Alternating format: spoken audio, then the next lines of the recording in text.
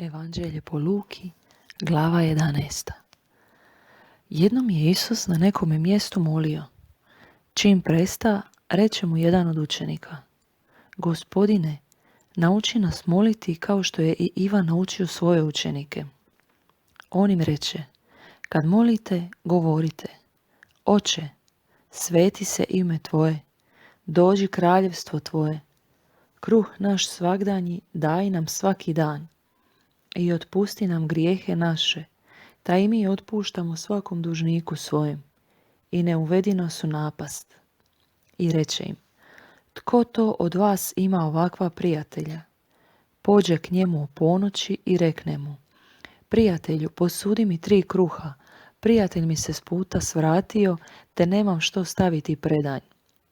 A onaj mu iznutra odgovori: Ne dosađuj mi, vrata su već zatvorena, a dječica sa mnom u postelji. Ne mogu ustati da ti dadnem. Kažem vam, ako i ne ustane da mu dadne, zato što mu je prijatelj, ustat će i dati mu što god treba zbog njegove bezočnosti. I ja vama kažem, ištite i dat će vam se, tražite i naći ćete, kucajte i otvorit će vam se. Doista, tko god ište prima i tko traži nalazi, i onomu tko kuca otvorit će se. A koji je to otac među vama, kad ga sin zaište ribu, zar će mu mjesto ribe zmiju dati? Ili kad zaište jaje, zar će mu dati štipavca? Ako dakle vi, iako zli, znate dobrim darima darivati djecu svoju, koliko li će više Otac s neba obdariti Duhom Svetim one koji ga zaištu. I istjerivaše đavla koji bijaše njem. Kad iziđe đavao, progovori njemak. I mnoštvo se divilo, a neki od njih rekoše: Po Belzebulu, poglavici đavolskom, izgoni đavle. A drugi su, iskušavajući ga, tražili od njega kakav znak s neba. Ali on, znajući njihove misli, reče im: Svako kraljevstvo u sebi razdijeljeno opustjeće i kuća će na kuću pasti.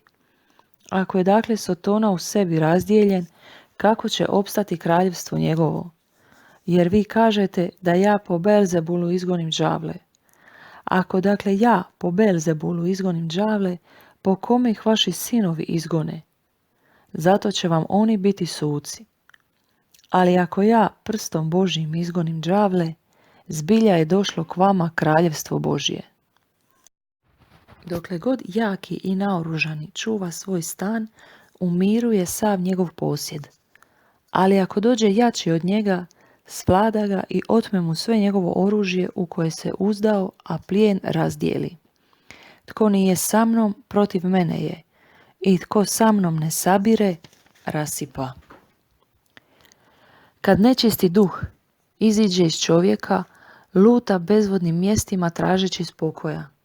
Kad ga ne nađe, rekne: Vratit ću se u kuću odakle iziđoh. Došavši, nađe pometenu i uređenu.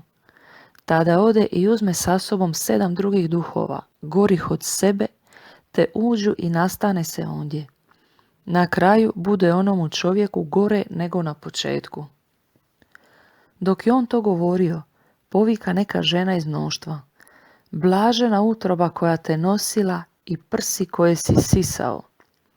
On odgovori: Još blaženiji oni koji slušaju riječ Božju i čuvaju je. Kad je nagrnulo mnoštvo, počeo im Isus govoriti: Naraštaj ovaj, naraštaj opak.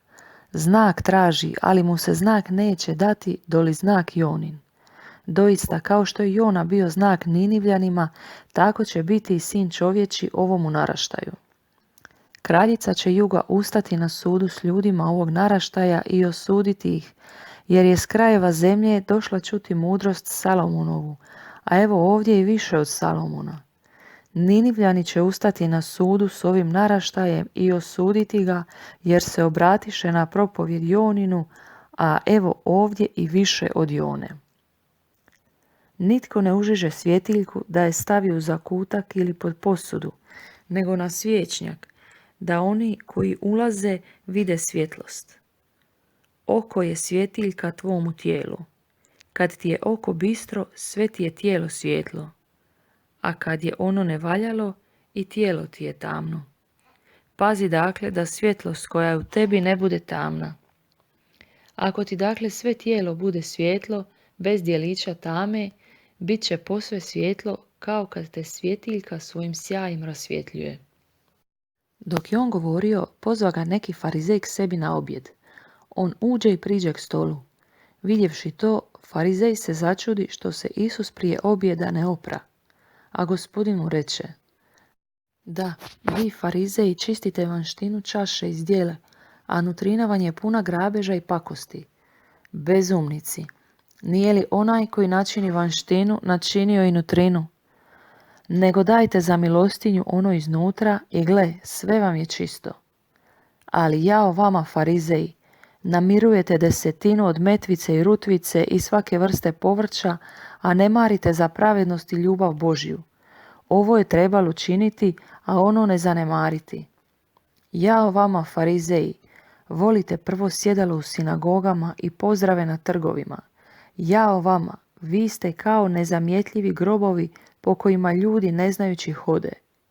Na to će neki zakonoznanac: Učitelju, tako govoreći i nas vrijeđaš. A on reče: Jao i vama zakonoznanci, tovarite na ljude terete nepodnosive, a sami ni da ih se jednim prstom dotaknete.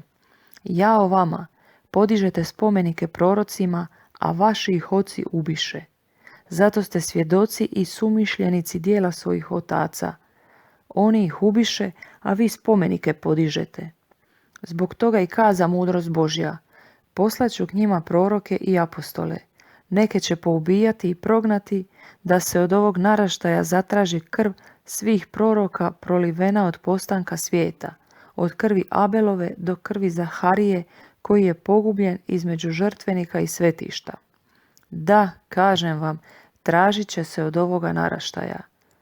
Jao vama zakonoznanci, uzeste ključ znanja, sami ne uđoste, a spriječiste one koji htjedoše ući.